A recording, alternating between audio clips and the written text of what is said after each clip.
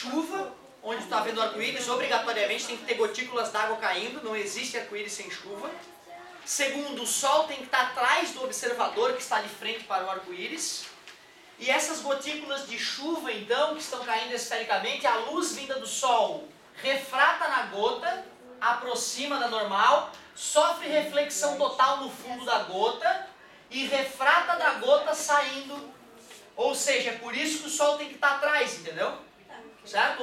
Aí tem várias coisas interessantes que daria para falar. Mas os fenômenos físicos relacionados é refração e reflexão total. Tá, mas tipo, só tem uma pra falar. Era só reflexão ou refração. Mas leu a questão, o que ele está pedindo? Do algum de fenômeno ele fala. Logo, é a 6? Logo após uma chuva, ou até mesmo durante ela, muitas vezes se observa a formação de um arco-íris. Ele ocorre porque as ondas de luz passam pelas gotas de água, formando um espectro colorido que pode ser visto em determinados locais. Este fenômeno é chamado de dispersão da luz. Interferência de ondas, reflexão das ondas, refração das ondas, difração das ondas. Pois é, tu vê, ó, o que ele está dizendo que é a formação do arco-íris é a dispersão da luz. Este é o nome do fenômeno, que não está listado. Logo após a chuva, muitas vezes observam, ele ocorre porque as ondas de luz passam pelas gotas de água. Então nós vamos responder como refração. Certo? Já que está falando que atravessa as gotas de água, né? Nós vamos falar que é refração. Esta refração, já que cada cor possui o seu índice de refração, gera uma dispersão, que é o que justificaria as cores do arco-íris. Tá? Mas ali, então, a refração das ondas é que é a mais legal. Manda. Tem uma aqui, eu não tô achando que está agora, mas ele disse do passarinho, que ele fica no fio, ele não leva choque. E ele pergunta por que ele não leva choque. Porque a diferença de potencial é pequena entre as patas.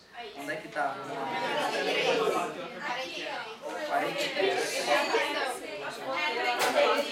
É uma das últimas. Acho que é a última página.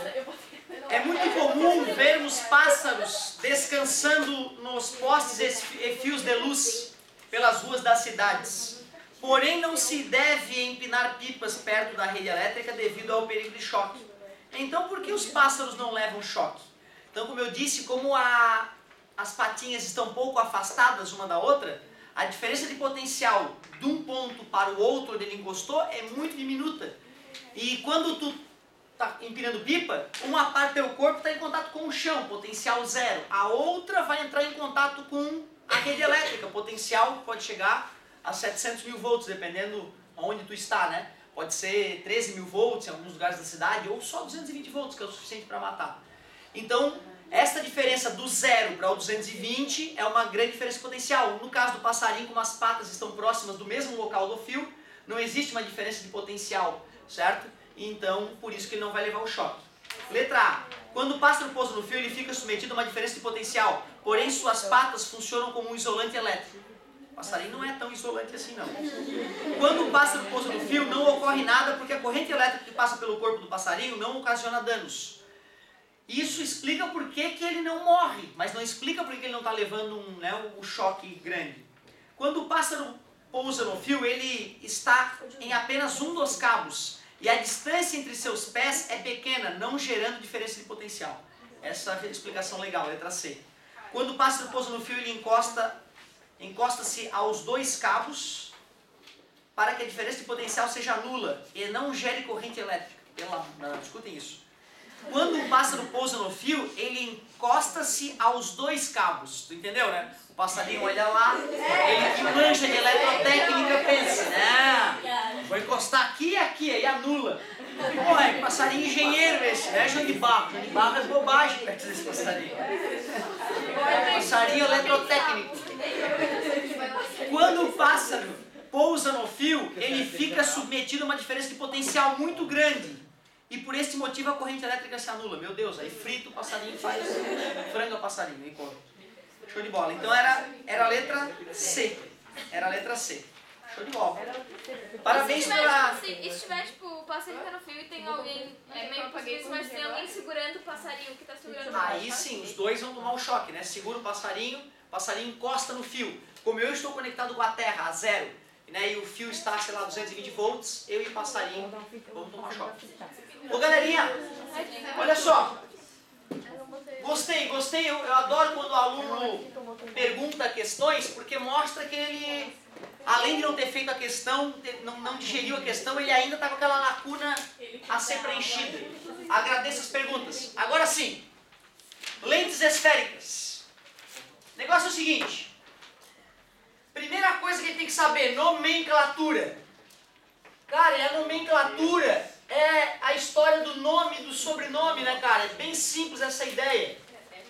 Eu odeio essa Já matéria. falei disso? Já. Dei nome? Já. Esse ano? Já. Eu quero ver. Nome. Esse ano foi sim. Biconvexa. Certo, biconvexa. Plano convexo. Plano convexa. Todo mundo lembra da mochila, todo mundo lembra da mochila. É bonito pra você. Eu não lembro da mochila. Pois é, o importante é a galera lembrar o nome. Bordos finos ou grossos? Nitidamente, né? E se fossem bordos grossos, vamos dar uma olhada. Essa aqui, por exemplo, plano côncava. Só mudei a ordem, ó, tá vendo? Plano côncava. Essa aqui agora, dá uma olhada, ó. Ai, eu enxerguei. Nossa. Convexo côncava. E aí sim, se for cavado dos dois lados, bicôncava. Geralmente a de bordos finos são e as de bordos grossos, a piada idiota era gente fina aproxima, gente grossa afasta, lembra? Mas mais importante que isso é entender por que o formato da lente determina sua convergência ou divergência. Pegue uma lente boba, principalmente essas plano ou alguma coisa, porque aí o raio que penetra nela não sofre desvio, lembra? Ó, passa reto, já que o ângulo de incidência é zero, o ângulo de refração é zero. Aí tu faz a reta normal e lembra que quando a luz sai de um vidro e vai para o ar, aumenta a velocidade, afasta-se da normal. É por isso que as lentes de bordos finos, quando são feitas de material com índice de refração... Lentes de bordos finos, quando são feitas de material com índice de refração maior do que o meio que as envolve, elas são convergentes. Se eu fosse fazer esse estudo numa lente de bordos grossos, vai mudar a brincadeira. Uma lente de bordos grossos, uma planocôncava, por exemplo, o raio penetra aqui sem sofrer desvio, o raio penetra aqui sem sofrer desvio. Como a concavidade dela mudou, a normal agora está numa nova posição, ó, a reta normal. E já que quando sai de um vidro e vai para o ar a velocidade aumenta, se afasta da normal. É por isso que as lentes de bordos, quando são feitas de material com N maior do que o meio que as envolve, são divergentes. Porém, imaginem que fosse uma lente de ar imersa no vidro.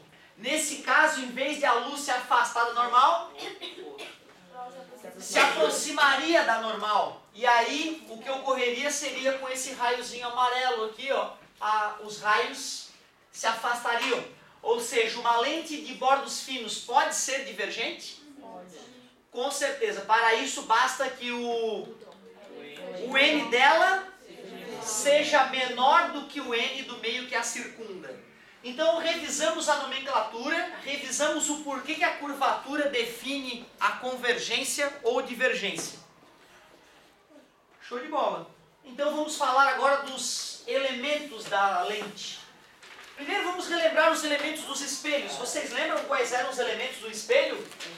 Eixo principal tinha os...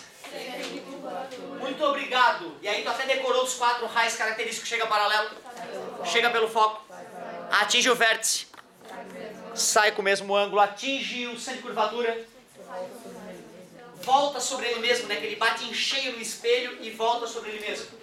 Agora nós vamos começar a estudar os elementos das lentes. Alguns detalhezinhos aqui de diferença. Primeiro, ó, a lente ela vai ser desenhada desta forma quando ela for convergente. E ela vai ser desenhada desta outra forma quando ela for divergente. Tu vê, ó, a convergente ela fica com os bordos finos, que é o caso clássico, né? Mas pode esse desenho representar uma lente de bordos grossos? Pode, basta que o N dela seja menor do que o meio.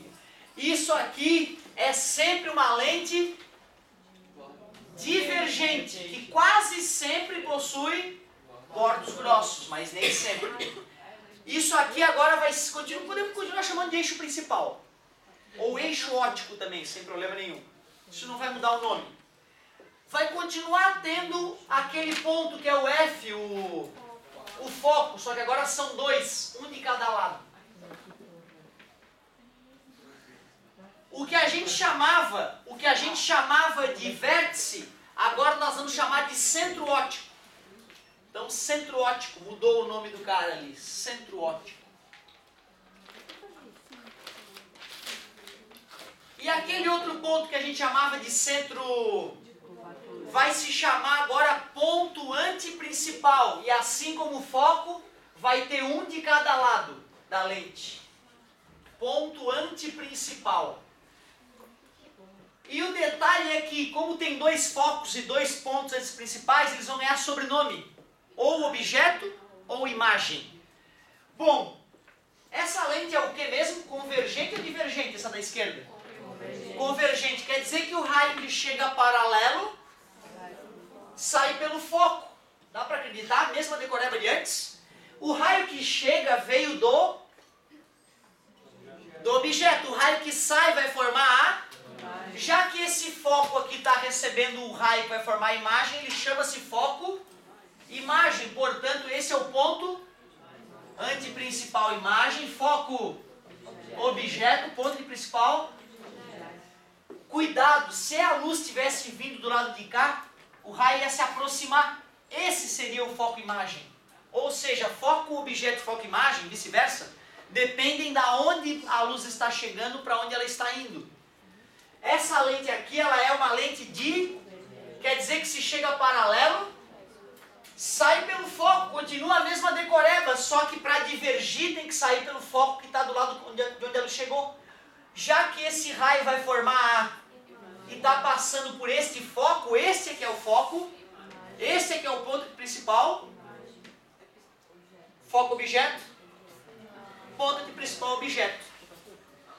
Tu viu que trocou a posição deles? Se a luz vem da esquerda para a direita, as lentes convergentes ficam com foco e ponto principal objeto à esquerda, foco imagem e ponto principal imagem à direita. E o contrário para as lentes divergentes, certo? Eu prefiro não decorar. Eu prefiro no dia lá ver se ela é convergente, chega paralelo, aí eu lembro, aquilo que passa pelo foco vai formar a imagem, defino o foco imagem assim. Acho que é mais legal do que ter que decorar aqui na esquerda ou na direita, os caras estão, acho meio loucura.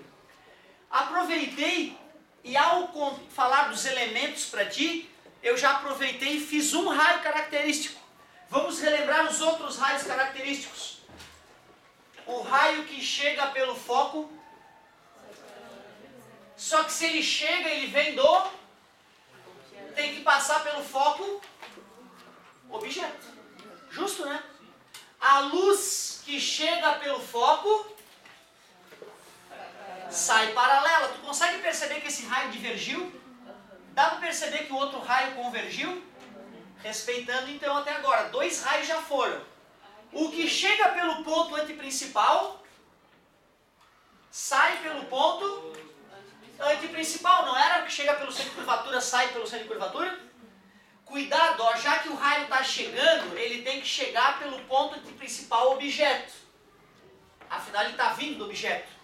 O raio que está saindo tem que sair pelo ponto principal imagem, já que ele vai formar a imagem. Divergir esse raio mais uma vez, né? Qual foi o problema? O raio que chega do objeto... É que ele chega do objeto, mas ele está do lado da onde estão os negócios da imagem. Pois é. Pois é, isso é perigoso. Isso é perigoso. Observem que se não fosse assim, a lente acabaria convergindo. Sim. Ou seja, na verdade é para ajudar o cara que está fazendo o desenho a lembrar que uma vai convergir e outra vai divergir, né? Mas eu confesso, a primeira vez que a gente vê isso, a gente pode ficar um pouco chateado. Quando chegava pelo vértice, saía com o mesmo ângulo, no caso dos espelhos, né? Olha o que é sair com o mesmo ângulo no caso das lentes. É passar reto. Ou seja, o raio que chega pelo centro óptico da lente é como se ele não sentisse a presença da lente. Ele passa retinho. 4 raios característicos. Embora tu só precise de 2 para fazer os desenhos, as questões teóricas podem te cobrar os 4.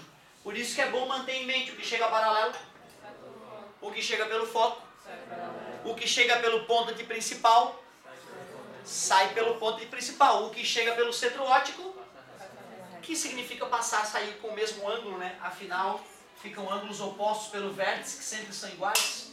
Show de bola! Então ficou bem similar à decoreba dos espelhos, né? Então quem não tinha aprendido está tendo uma segunda chance aí de memorizar esses raios característicos ou raios principais. Agora que nós sabemos os raios, podemos fazer aquela análise gráfica que fizemos outrora com os espelhos.